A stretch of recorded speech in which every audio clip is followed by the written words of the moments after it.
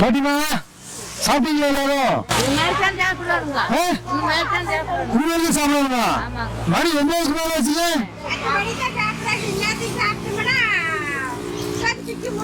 அப்படியா? வேணுங்களா?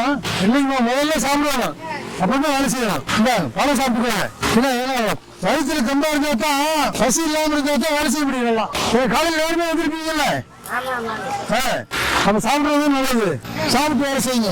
வேலை கம்பா வேலை செய்யுங்க, நல்லா வச்சுக்கோங்க. காலையில சாப்பிடாம இருக்காது. ஏன்னா ராத்திரி 8 மணிக்கு சாப்பிடுறோம்.